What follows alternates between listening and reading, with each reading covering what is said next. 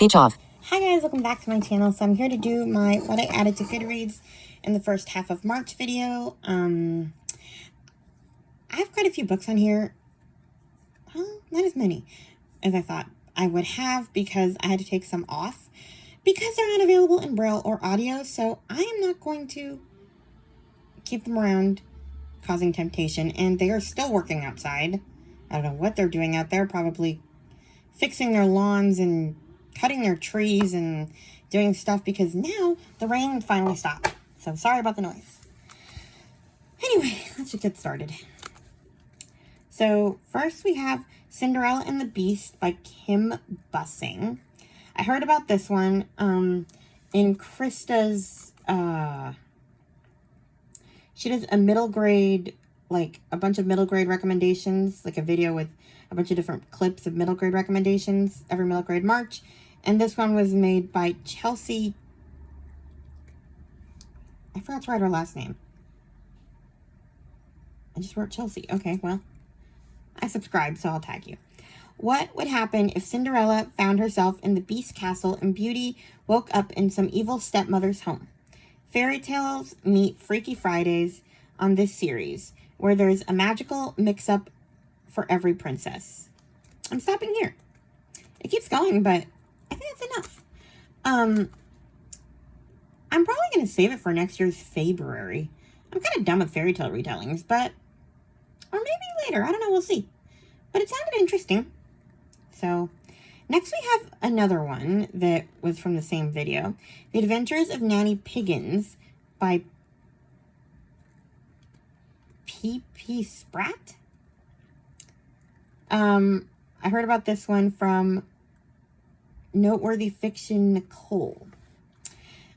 3 children and their hilariously subversive nanny Pig embark on zany adventures in this. Okay. The 3 green children are cared for by a nanny pig. Yes, a pig. A fabulously sassy and impeccably dressed pig, as a matter of fact. With her insatiable urge to eat chocolate and feed chocolate to everyone she loves, her high-flying spirit, and her unending sense of fun, Nanny Piggins takes Derek, Samantha, and Michael on a year of surprises, yummy treats, and adventures they'll never forget. I really want to read this, but I can't find it on Libby or Hoopla. And this isn't one of those books that I want to buy. I found the first one through Braille Institute, but if I like the series, I want to keep going. But I don't like the narrator on Braille Institute's book. I love the narrator for the commercial market that Audible does. I've listened to a sample. But I don't know if I want to buy it. Like, is it that fun that you want to own them all? That's my only hesitation. I want to read them, but it's one of those books that I will want to read once, have some fun, and never come back to it. I don't want to have to buy them. Hoopla, get it together. Next we have Who Can It Be at This Hour by Lemony Snicket. I heard about this one from Una Reeves on the same video. This kind of goes along with the series of Unfortunate Events series, which is another of my favorite middle grade series. I talked about that in a video. That was also recommended on the podcast, by the way. But this is like Lemony Snicket's journey. So this is pre-Baudelaire Orphans. Anyway. So yeah, there's that. I have never read this series, this prequel mystery series. Anyway, then we have Lucy Maud Montgomery, The Gift of Wings by Mary Henley Rubio. I heard about this one through Chantel Reads All Days live for her Year of Maud. So, yeah.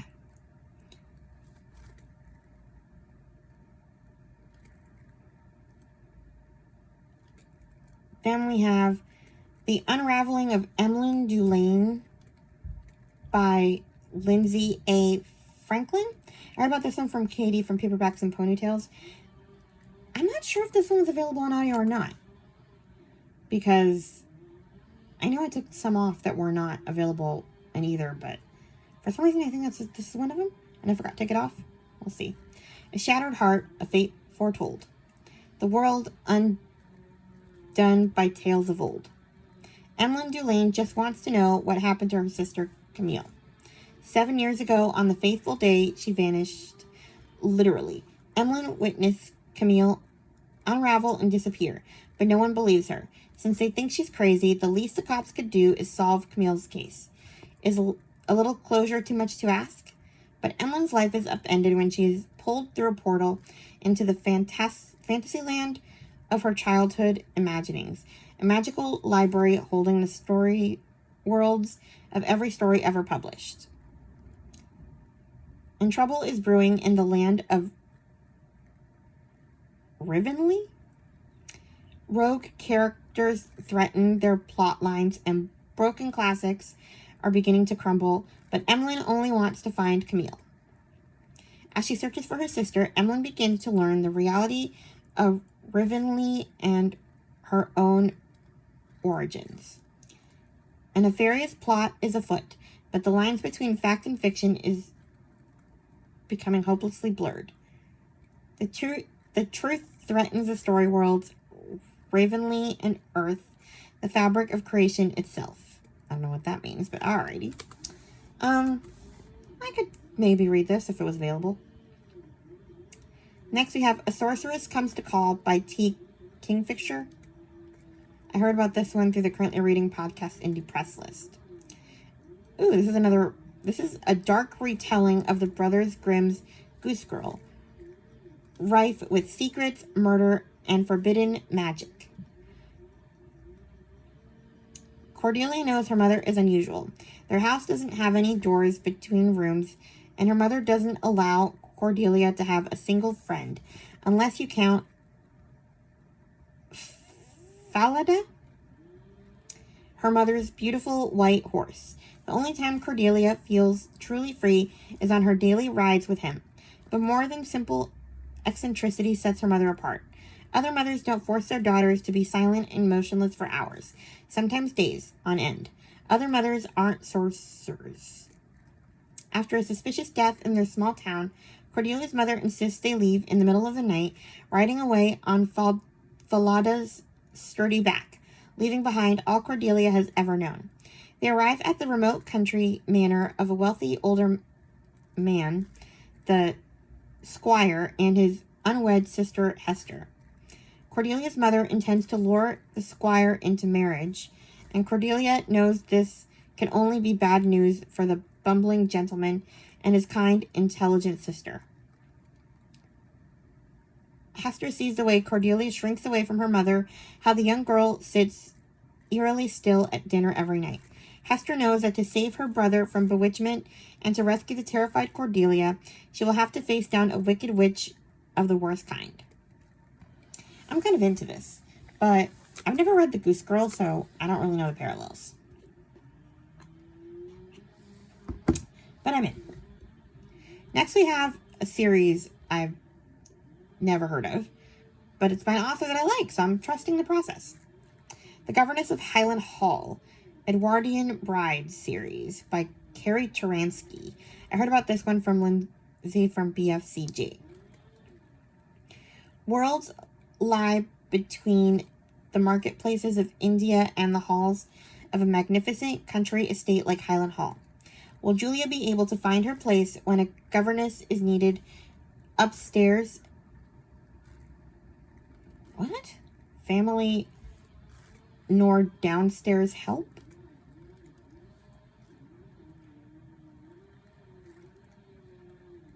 Neither upstairs... What? This is a weird sentence. Will Julia be able to find her place when a governess is needed Julia will be able to find her place when a governess is neither upstairs family or downstairs... What in the heck is the sentence? Anyway, it sounds like it's about a governess. What is wrong with Goodreads? Okay, here's a better one. Missionary Julia Foster loves working alongside her parents, ministering and caring for young girls in India. But when the family must return to England due to illness, she readily accepts the burden of her parents' financial support. Taking on a job at Highland Hall as governess, she quickly finds that teaching her 4 privileged, ill-mannered charges at a grand estate is more challenging than expected, and she isn't sure what to make of the estate's preoccupied master, Sir William Ramsay.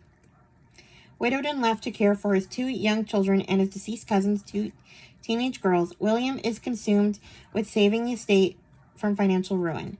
The last thing he needs is the distraction coming of a kind-hearted yet determined governess who seems to be quietly transforming his household with her persuasive personality, vibrant prayer life, and strong faith. I'm going to stop here while I'm ahead. But this sounds fun. I mean, it's literally one of my favorite tropes.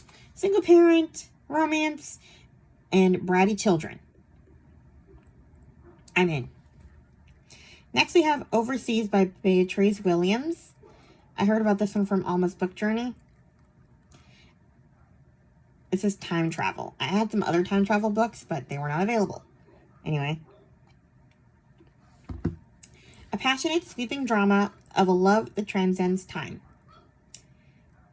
When 20-something Wall Street analyst Kate Wilson attracts the notice of the legendary Julian Lawrence at a business meeting, no one's more surprised than she is.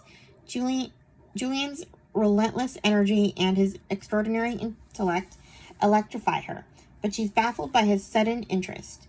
Why would this handsome British billionaire, Manhattan's most eligible bachelor, pursue a pretty but bookish young banker who hasn't had a boyfriend since college? The answer is beyond imagining, at least at first. Kate and Julian's story may have begun not in the moneyed world of 21st century Manhattan, but in France during World War I, when a mysterious American woman emerged from the shadows of the Western Front to save the life of Captain Julian Lawrence Ashford, a celebrated war poet and infantry officer. I need to know more, but I'm going to stop here. Then we have some Chloe books. Millicent Glenn's Last Wish by Tori Whitaker. 3 generations of women. Ooh! Multi-generational! I've been looking for a story for Amanda's March prompt for her Southern Comfort, her reading challenge. And I just realized I found one, and I want to read it. Okay, so 3 generations of women and the love, loss, sacrifice, and secrets that can bind them forever or tear them apart. Millicent Glenn is self-sufficient and contented alone in the Cincinnati suburbs. As she nears her 91st birthday, her daughter Jane, with whom she's weathered a shaky relationship, suddenly moves back home. Then Millie's granddaughter shares the thrilling surprise that she's pregnant. But for Millie, the news stirs heartbreaking memories of a past she's kept hidden for too long. Maybe it's time she shared something too. Millie's last wish for Jane to forgive her. 60 years ago, Millie was living a dream. She had a husband she adored, a job of her own, a precious baby girl, and another child on the way. They were the perfect family. All it took was one irreversible moment to shatter everything, reshaping Millie's life and the lives of generations to come.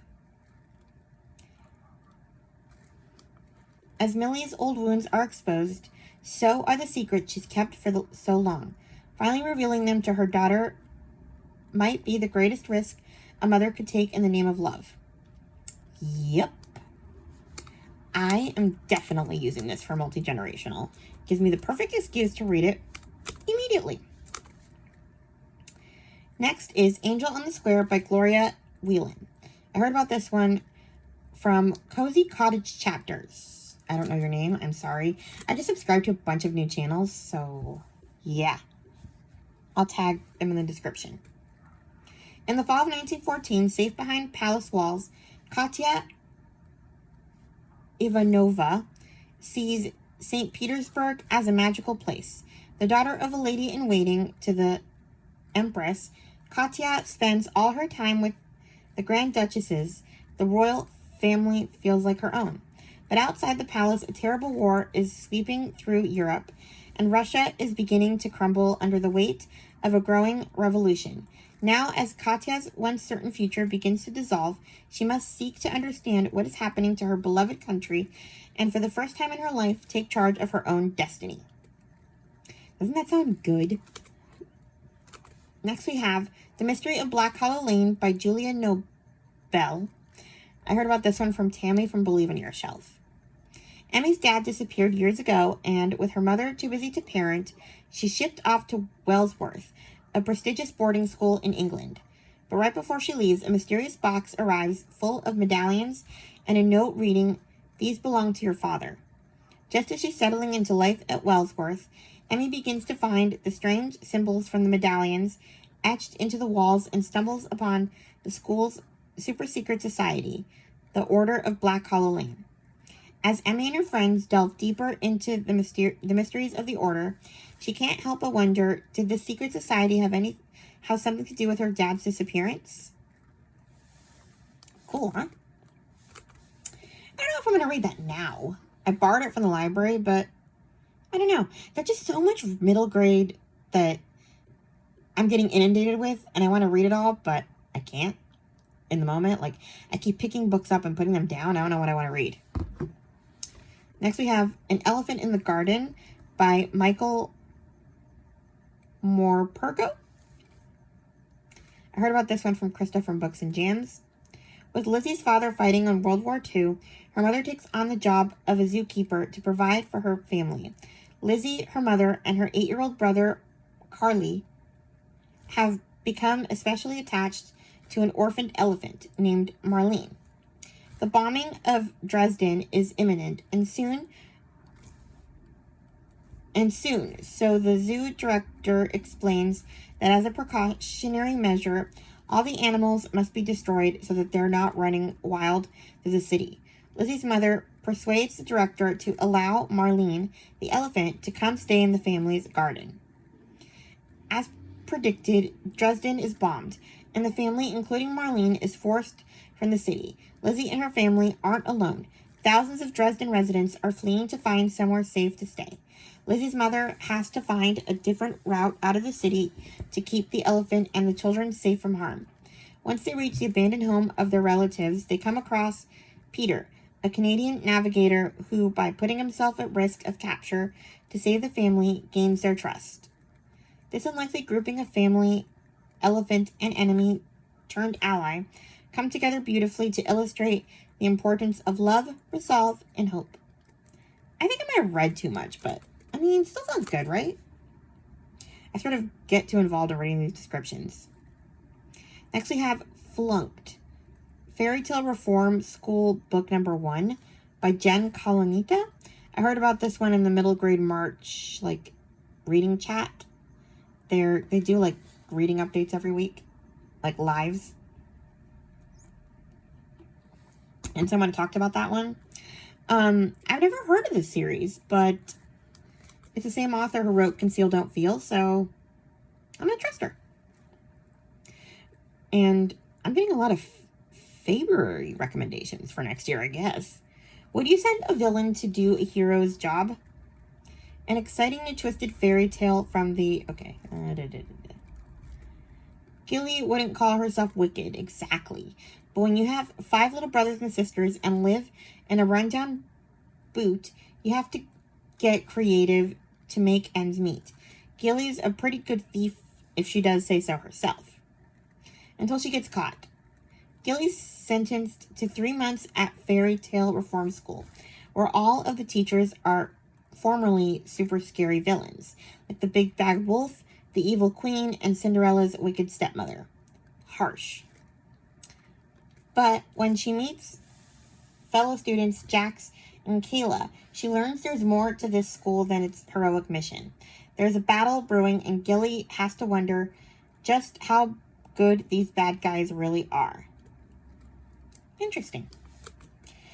Next, we have a couple new releases. From the Valley We Rise by Elizabeth Musser. I heard about this one from Katie from Paperbacks and Ponytails. This one's coming out on June 3rd. I'm not sure about this one, but we'll see. In the heart of war-torn France, Isabelle, I don't know how to pronounce his last name, resolve is tested after her father sacrifices his life to protect her involvement in the French resistance. Heartbroken, Isabel becomes more dedicated to hiding Jewish children in and near the village of Cistern, despite the growing danger when she discovers a traitor within the resistance ranks. I'm going to stop here. Next we have The Voice We Find, Fog Harbor number 3 by Nicole Dees.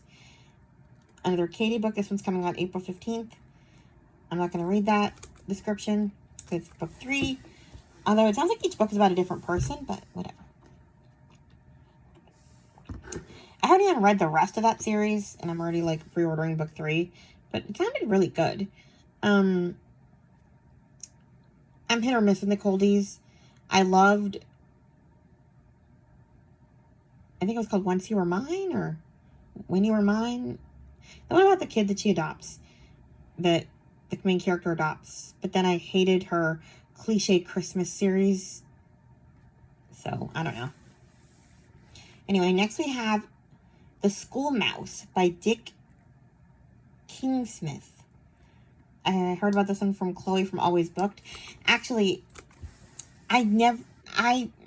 my research teacher read this book to us, and I've been trying to figure out what book it was for years, because I wanted to reread it for middle grade March. It's about a mouse named Flora who lives in a kindergarten classroom, and it's about like her year in kindergarten, essentially, and how she wants to sneak off to the first grade classroom. And I remember loving the book and wanting to reread it again, just for fun, but I could never remember what it was called, and Chloe found it in a book haul, and yeah. So yeah, Flora, a young mouse, lives with her family in the cupboard of a kindergarten classroom. And after she teaches herself how to read, Flora becomes determined to follow the children into the first grade. Next we have Blueprints by Barbara Delinsky. I used to read Barbara Delinsky all the time. I just went through her like list of books that she's read, and weirdly enough, I'm more into her backlist than I am, and I was trying to see if I would be into the more recent ones, but no, I'm not into any of them from the descriptions for her books for these past few years. But this one's an old one and it sounds good. So, Caroline and Jamie McAfee are close. Not only do they enjoy their relationship as mother and daughter, they're in business together as a team that fronts the popular home renovation show All Is Well. Popular renovation show. All is well with these two strong women, but when the network tells Carolyn that Jamie is to replace her as host, Carolyn feels betrayed by her daughter and old in the eyes of the world. Okay, Gut It is what the show is called. I need to... For some reason, Goodreads likes to put sentences and then, like, remove... They're incomplete sentences. Like, the words gutted is supposed to be at the end of that sentence, but they're not, and they put them in, like, the middle of the paragraph. It's weird. So, like, all of a sudden you'll see a random word in the middle of the paragraph you're reading that was supposed to go somewhere else. Anyway. All is well with these two women, but when the network tells... Okay. Jamie is unsettled by the cast change and devastated by her mother's anger, but she has little time to brood when a tragic accident leaves her 2-year-old half-brother in her care. Accustomed to a life of order and precision, Jamie suddenly finds herself out of her depth, grappling with a toddler who misses his parents and a fiancé who doesn't want the child. Lovely. I already hate you, fiancé. But I love a good sudden guardianship story, so. Next we have Ogre Enchanted by Gail Carson Levine. I did not know that Ella Enchanted had a prequel. I want it. Next we have Otter by Catherine Applegate. This is not a part of the One and Only Ivan series, but it sounds like it's similar. It's about an otter. I heard about it from book lover Amanda. Actually, no, I didn't hear about it. That's inaccurate. I went snooping on her Goodreads and actually read it and rated it 5 stars. I guess she can tell you about it in her wrap up more, but I was looking for something to read because I keep putting stuff down, picking stuff up, and I don't know, I wanted to get excited about something. Meet Otter, the queen of play. Nobody has her moves. She doesn't just swim to the bottom, she dive bombs. She doesn't just somersault, she triple donuts. She doesn't just ride the waves, she makes them.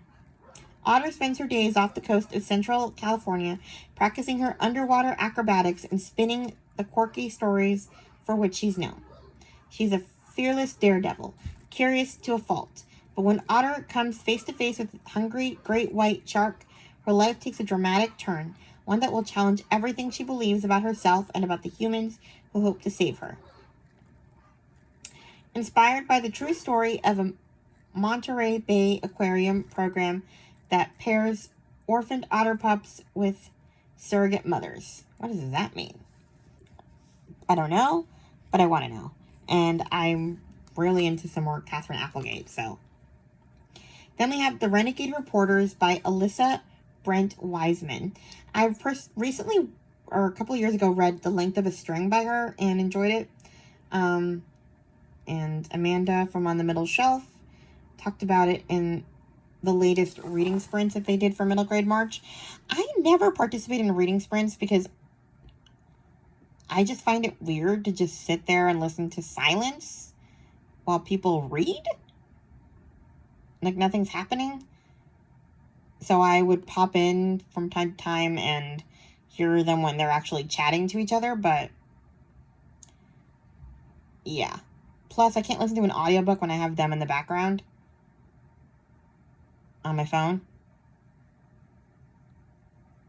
So I wouldn't know when they would stop the sprint and then start talking, which is really the fun part when they talk. I can read by myself. Like, I don't know. I just never got the whole reading sprints thing. Anyway. I'm all for a good lie when everyone's talking, but do I really want to sit and listen to my phone make white noise? Not really. Maybe that's a visual thing, whatever you're looking at on your banner. But aren't you, like, reading? What are you looking at? I'm genuinely baffled here. Anyway, I need to finish this and stop talking.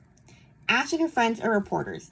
They were ready to lead their school news show, The News at 9, sponsored by Van Ness Media, when an unfortunate incident involving a dancing teacher, an irresponsibly reported story, and a viral video got them kicked off the crew. So Ash, Maya, and Briel decide to start their own news show, The Underground News, and soon they stumble on a big lead. Vanas Media, the educational company that provides their school's software, has been gathering data from all the kids at school.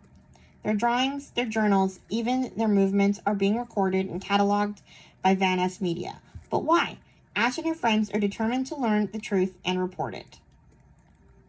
Sounds interesting, right? And kind of a cautionary tale for internet safety. Next we have The Enemy's Daughter by Anne Blankman, another Amanda book from On the Middle Shelf. The year is 1915 and the world is at war. Marta and her father are passengers on the Lusitania, desperately trying to get back home to Germany. While aboard, they must keep their identities hidden or risk being mistaken for enemy spies. Then the Lusitania is attacked by a German submarine. They just make it off the sinking ship, but her father is discovered and detained. Marta suddenly finds herself alone in enemy land. To survive, Marta must draw upon a deep well of bravery she never knew she had. Fortunately, she meets Claire, a young Irish girl who can talk a mile a minute, and her kind family. Believing that Marta is a Dutch refugee, they welcome her into their home. She can't risk letting her new friends know she's actually from Germany, the very nation that the Irish and English are fighting against. But could these people, who have shown her nothing but kindness, truly be her enemy? Sweeping from the Irish Sea to a cathedral city in England, this story shows us that friendship, especially in times of war, may be the greatest gift of all. Sounds great, and found family, and sounds like it'll give me all the feels. And now we're on our last book, Letters from Rivka by Karen Hesse. I heard about this one from someone on the middle grade March sprints yesterday. In Letters to her cousin, a young Jewish girl chronicles her family's flight from Russia in 1919 and her own experiences when she must be left in Belgium for a while when the others emigrate to America. That's all it says. But hey, probably all I need. And perfect for Epistolary January. Although I kind of want to read it now. I think I have like 3 Russian books in this video. I don't know. Lots of historical fiction, lots of middle grade, which is just the way I like it. And on that note, we are done. Please like, comment, and subscribe. I'm hoping to get to 200 by the end of this month. And I'm super close. So, yeah. Please like, comment, and subscribe. And I'll talk to you guys in my next video. Bye. Speech on. Stop recording video.